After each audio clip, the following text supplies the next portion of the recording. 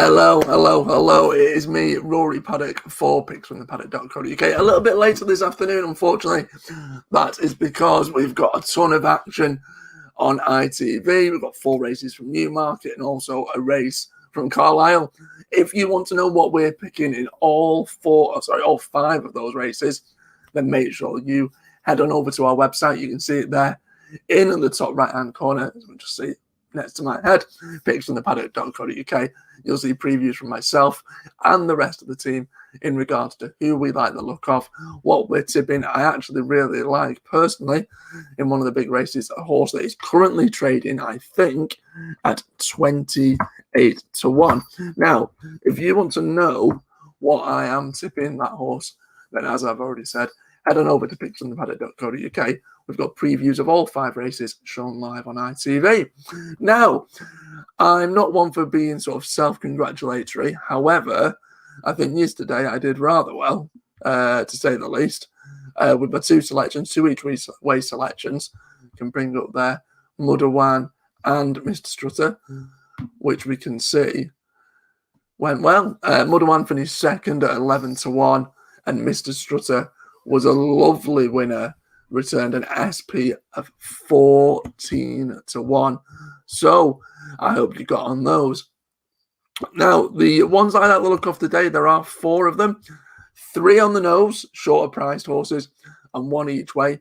But if you do want to see on my nap and my best bet of the day, they will be posted straight after this video across our social media platforms on Facebook and Twitter, respectively. So without further ado, I think it's only right that I kick off today with my first of 4 selections. First of which comes in the 250 at Doncaster. So we can see it there. It's the 250 at Doncaster. Maybe it's a tad unfair, but the 6 Whitlam Novice event that I'm looking at right now is a bit of a 2-horse race. You can tell by the market, 11 to 10, 5 to 4, flip-flopping favourites between A Day to Remember and Asjad. A Day to Remember at the time of looking through this race was the favourite, but I do think that it's going to be a sad that makes it back-to-back victories as opposed to A Day to Remember.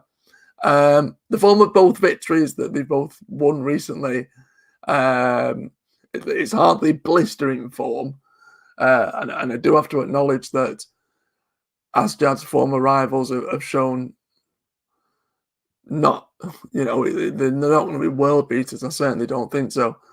But the Roger Varian trained horse former rivals have shown perhaps a little bit more in terms of glimmers of hope since their latest runs. I think with the 5th, the 7th, and the 11th subsequently placing, and also the horse that finished 6th that day going on to win. The Yard of Roger Varian are also in really good form at the moment. They're operating at around 26% strike rate with 7 wins from the Yard's last 27 runners. Although he's carrying more weight than A Day to Remember, I just feel the unbeaten runner has enough in the locker to maintain their 100% record. That's Asjad in the 250 at Doncaster. I know it's a short price, but it is my idea of the winner there. Sticking with Donny, and we're going to go for one at a much bigger price. It's the final race on the card. It's the 4 o'clock. And although at the age of 9, the dual purpose Ingleby Hollow has shown sort of glimpses of ability are still in his repertoire with a solid, I think it was 4th of 12 here at Doncaster, just 3 starts back. That game on soft ground, and I just feel with the dropping grade, now dropping into Class 6 company on similar wet conditions and perhaps over a trip that's going to suit much better, I just think the current price of 16 to 1 looks way too big. And you know what? Yes, there has been a few non-runners. There's been 4 that's been taken out of the race, but we've still got at least 8 to go to post for those bookies that are going to be paying the first 3. I think the favourite, Opine, does have a really good chance, but Ingleby Hollow, to do it for the veterans, a nice little each-way price in the final last race on the card at Doncaster. We go from up north and we head on down south to Epsom for the third selection. It's their fourth race on the card. And I have to admit that the yard of Richard Hannon have been somewhat in the wilderness for the past few years. Hasn't been up to their sort of normal standard that we've been accustomed with. But they send out Billy Mist in the fourth race. And it's hard to see past this really consistent type. 2 wins and a place from 4 starts this season. Seeing the 3-year-old grow from strength to strength with each run. Can be forgiven. The last defeat came up against a classy Godolphin type. But there doesn't seem to be anything of that nature lining up here. And I expect him to go one better than last time out and return to the winner's enclosure. That's Billy Mill, the current favourite, in the 7 o'clock at Epsom. Should add another extra 1 in the form book. And last, but by no means least, we have to take a trip over the Irish Sea, over to Leopardstown, and it is their final race, their 8:10, and it's a really, really interesting sort of race. It's the final race on the card, and it's intriguing, especially if we look at jockey bookings. A certain Mr. Jamie Codd is making a rare appearance in the flat sphere, but you've obviously got to, you cannot ignore his prowess in the amateur national hunt sphere, which includes obviously plenty of rides in national hunt flat races. He jumps aboard the Dermot well-trained Brogue, who produced a much better performance when second last time out.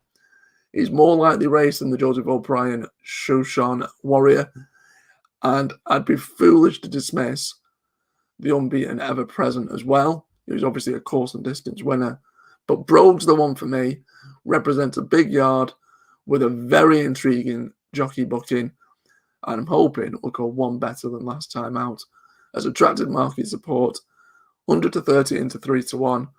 The favourite looks a tricky customer, as does Ever Present, but I'm going to stick my neck out, go with Brogue as my 4th and final selection of the day. Now, all those 4 horses are obviously horses that I really like the look of, but I have to admit, and I have to be honest, my nap of the day runs earlier in the 6:10 at Leopardstown. As I've already said, if you want to know that, make sure after this video you go and have a look at our social media, either Facebook or Twitter. You'll see mine and the rest of the team's naps of the day. And also make sure you go and check out our selections for all 5 of today's ITV action. I've been Rory Paddock. These are my 4 selections for today. Asgard in the 2:50 at Doncaster, Ingleby Hollow in the 4 o'clock, Billy Mill in the 7 o'clock at Epsom, and Brogue in the 8:10 at Leopardstown. As always, any likes, comments, shares, support, more than welcome. I've been Rory Paddock. Fingers crossed, touch wood, and good luck if you follow.